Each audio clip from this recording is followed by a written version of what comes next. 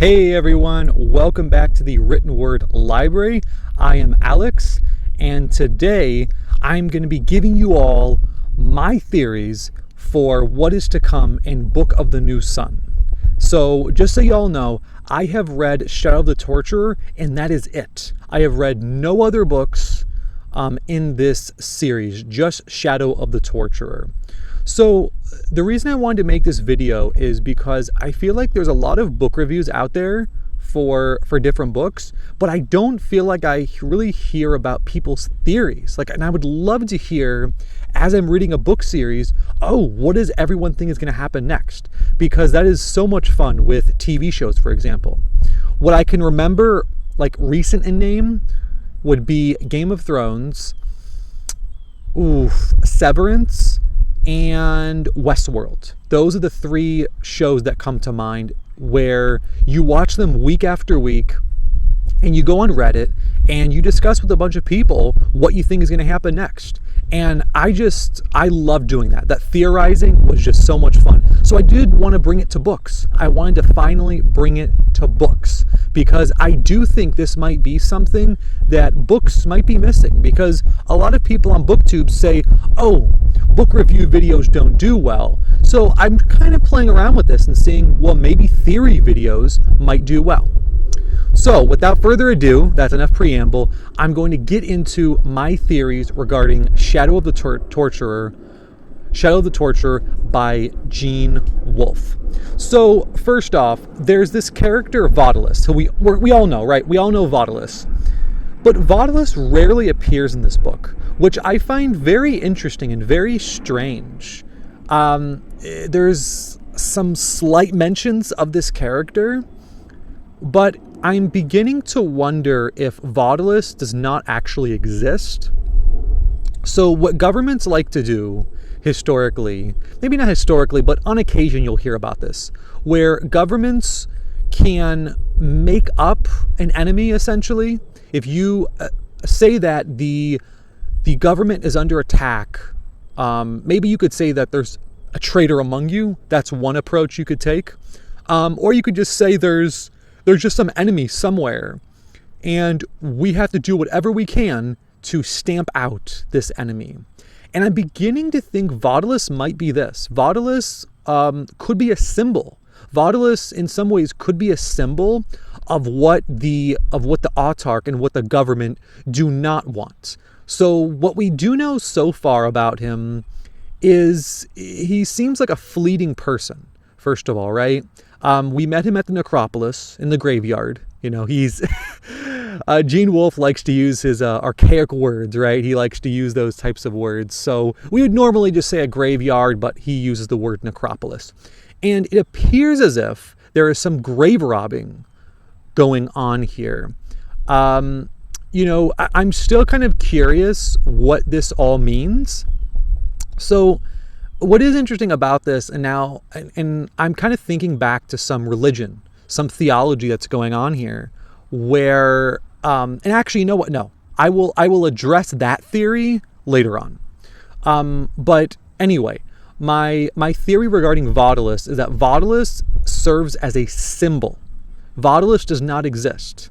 He is a character or a symbol or a creature that is used by either the government or society to describe individuals or traits that they deem undesirable.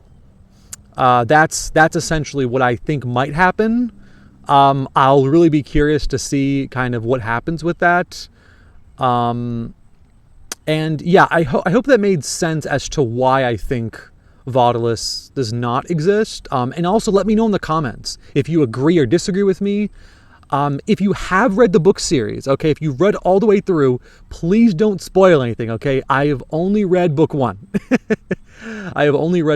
Okay? So we've talked about Vodalus. Now, the little thing I was mentioning is that I do know that Gene Wolfe, he converted to Catholicism after he married his wife. There are things regarding resurrection in Christianity and Judaism.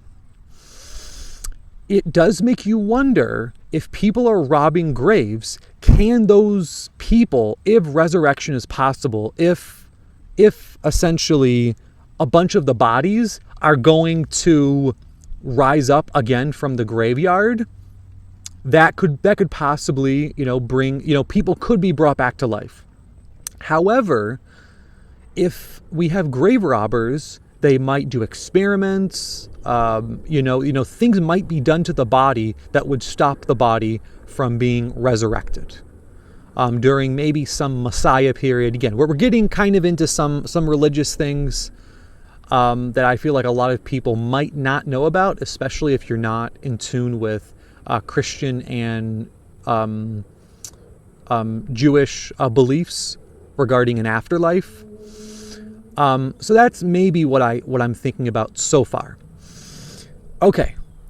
What is very interesting about this story is we are told by Severian that he was backed into the throne. So this is at the end of chapter 1. If you recall, Severian talks about how he was backed into the throne, and he makes a lot of disparaging comments. I apologize there. He makes a lot of disparaging comments about the autarch.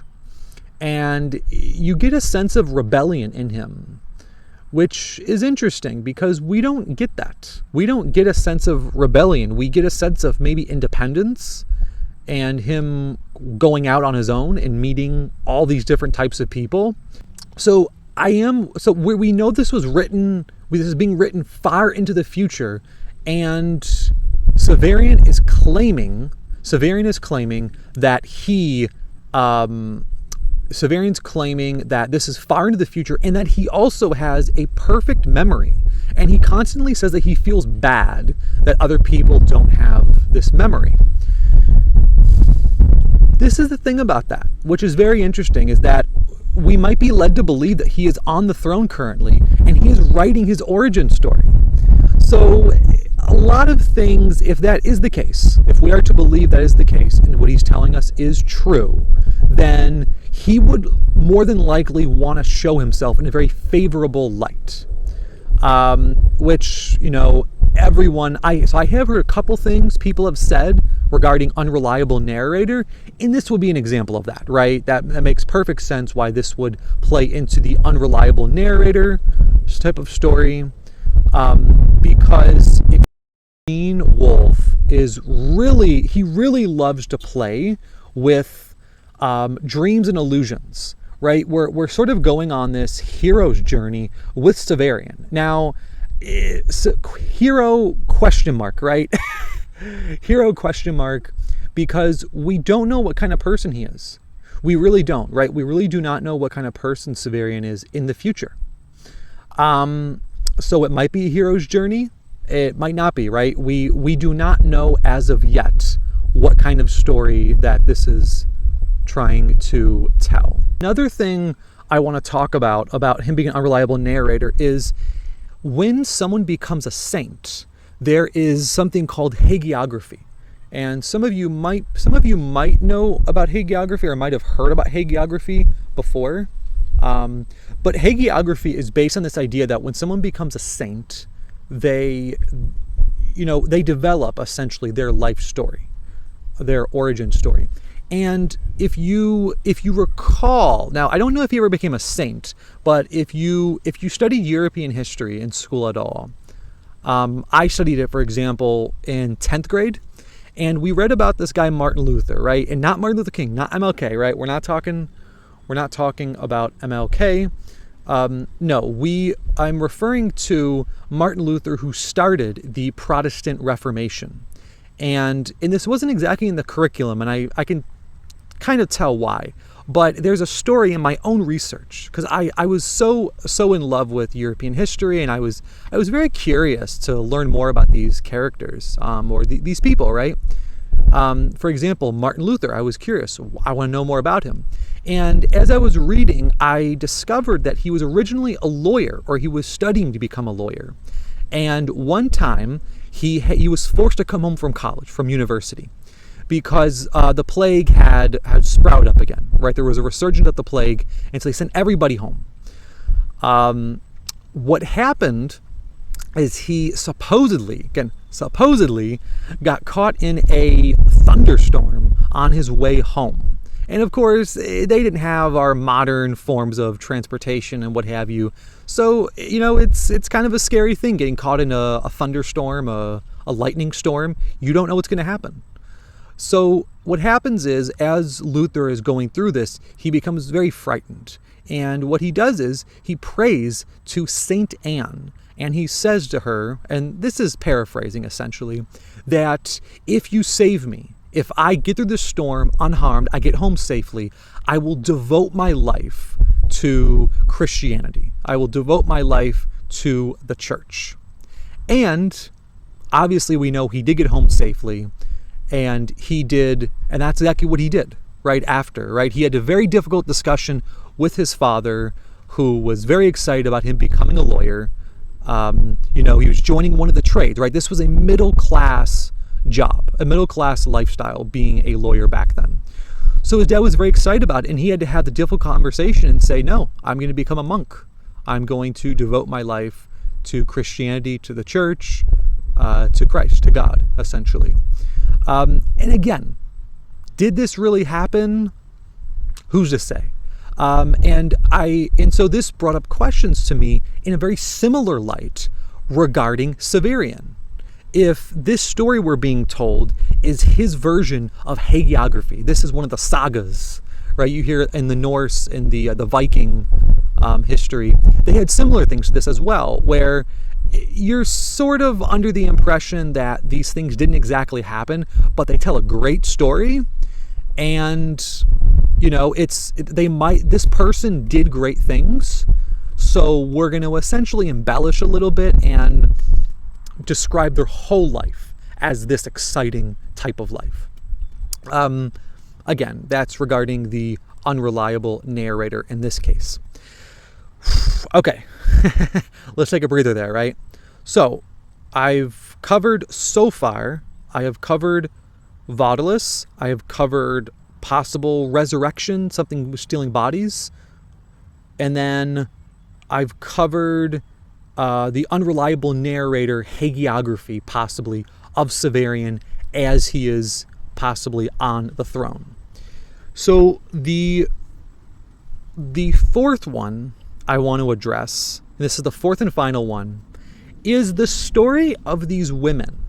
So it's very interesting because Severian grows up in essentially a male society, right? He is at the Citadel, and that is all the life he knows. He never meets women. He never sees women. He doesn't have interactions like that. And it's interesting to me how all of a sudden, right after he leaves the Citadel, all of a sudden he runs into women. Or I should clarify here, right? He does meet women who they are torturing.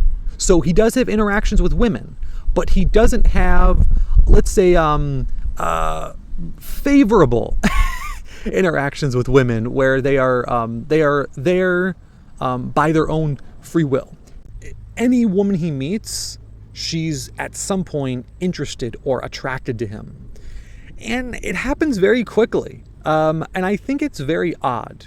Look, it's possible he's a very charming, very good-looking guy.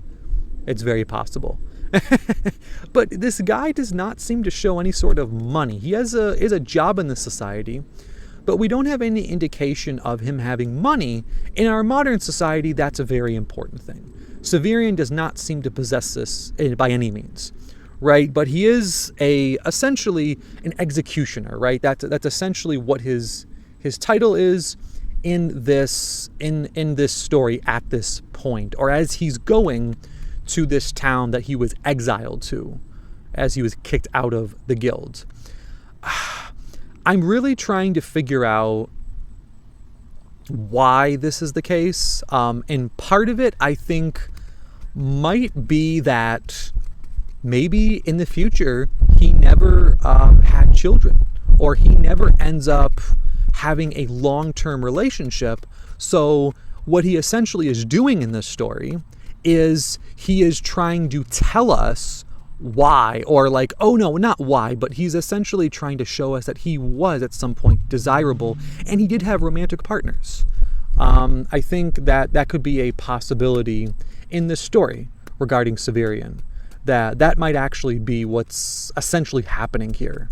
And that's, again, these are mere theories, mere speculation as to why this would happen, of presenting him essentially as a ladies' man without trying. Right? I mean, he was a ladies' man without trying, which is very odd, and he develops these relationships very quickly, I might add, right? He puts almost no effort in these relationships, and these women just throw themselves at him. Yeah. So again, because he's an unreliable narrator, we don't know if this actually happened. But maybe these women serve to explain his story. So, for example, Severian in the future might have certain beliefs. And if you're trying to explain, like in a memoir, for example, a lot of times people will explain their beliefs based on something that happened to them in their lives, or something that happened to a loved one or a good friend of theirs. They will describe what happened to them, and they will say, okay, this is why I believe this. It's possible that Severian is setting this up. It's possible that he is setting this up in that way to explain why he holds certain beliefs. The other thing, and I should have mentioned this earlier, but Severian is supposedly far into the future when he's writing this. What this means is, more than likely, everyone in his life who he's known is probably dead at this point. And what that means is they cannot refute what he is saying. Again, it is definitely possible that these people could be alive. It's possible, but I think it's highly unlikely. And you always have to be careful when every person in that, in that person's life, if everyone that they ever knew, everyone that they're telling you about, if they're all gone, how do you know that that person is essentially telling the truth? How do you know? So, is there any other theories I have? No, I think that's honestly it with the theories. But let me know, guys, in the comments, what are your theories? Okay, what are your theories? And if you have read all the books, please be careful with your comments, okay? Because I don't want to get spoiled. This has been a great book series so far, and I am continuing. I have the omnibus edition right here, Shadow and Claw. So I'm all ready to get into book 2. Thank you all so much for listening to my theories. Let me know if you agree or disagree. If I'm crazy or you're like, oh my gosh, I should have thought about that. Please let me know, y'all. Okay?